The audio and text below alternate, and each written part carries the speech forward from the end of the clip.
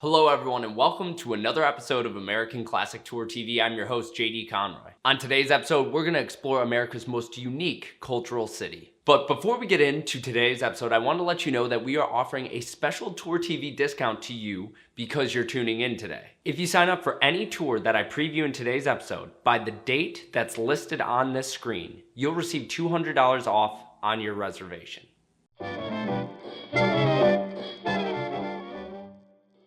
When you think of New Orleans, what first comes to mind? Is it jazz music? Or Mardi Gras?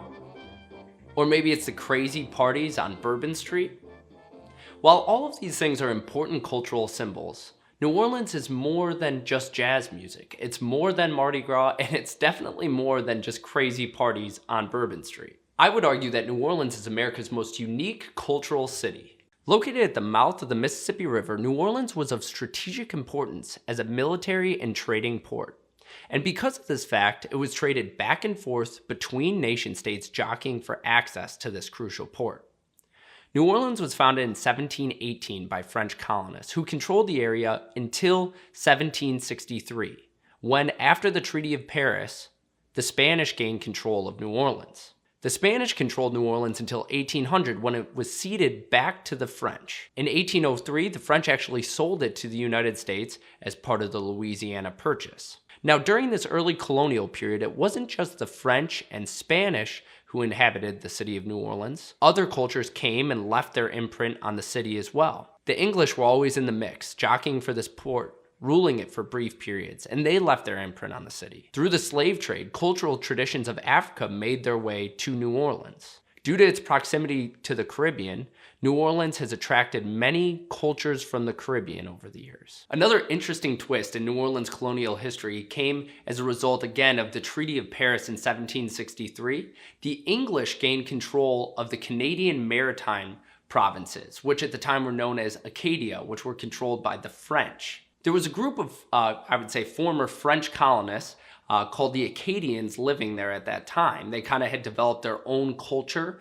They were a very rugged, independent people, and they were not happy about this. They did not want to submit to British rule, so they were exiled or they left. They came down to America, and many of them came all the way down to Louisiana, which at the time was controlled by the French. So that's where the term Cajun came from.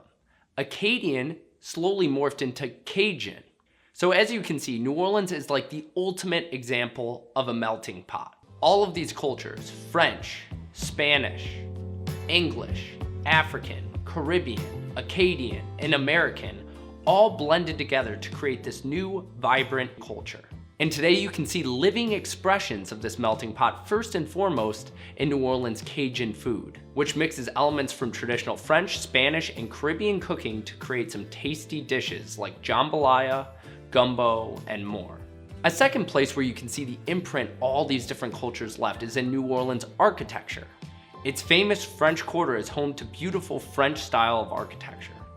The city is spotted with Spanish balconies harkening back to the Spanish colonial period. As you travel across the city, you'll see some bright and colorful buildings characteristic of architecture in the Caribbean countries. On this tour, we'll be staying all 4 nights at the lovely and luxurious Hotel Monteleone in the heart of New Orleans. It's so nice to stay at only one hotel on a tour. You only have to unpack your bag once, making for a very relaxing experience that allows you to be fully immersed in the city you're visiting. The Hotel Monteleone is one of my favorite hotels we stay at. It's historic, it has lots of character, a great location, lovely accommodations, and it's home to the famous Carousel Bar. Now, if you look at lists of top things to do in New Orleans, the Carousel Bar is often near the top of the list. It's a revolving bar acting like a very slow merry-go-round, and its decor is quintessential New Orleans. Some highlights we'll take in on this trip include a mule-drawn carriage tour of the French Quarter, a guided tour of New Orleans featuring Jackson Square, where we'll see the St. Louis Cathedral, New Orleans' famous above-ground cemeteries, and the beautiful antebellum mansions of New Orleans Garden District. We'll take a dinner cruise on the Mississippi River aboard the SS Natchez, where we'll enjoy some classic New Orleans jazz music.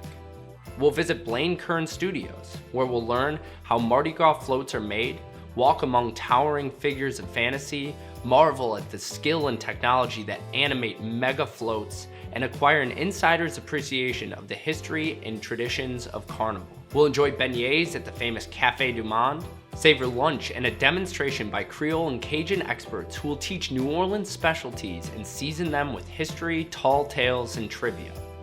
We'll explore the Huzma House, one of New Orleans' well-preserved plantation mansions.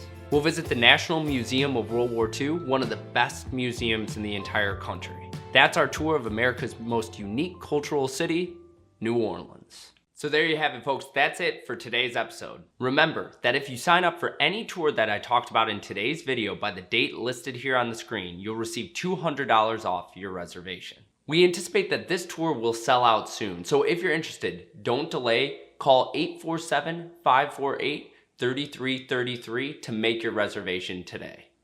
Thanks for tuning in today. We'll see you next time on American Classic Tour TV.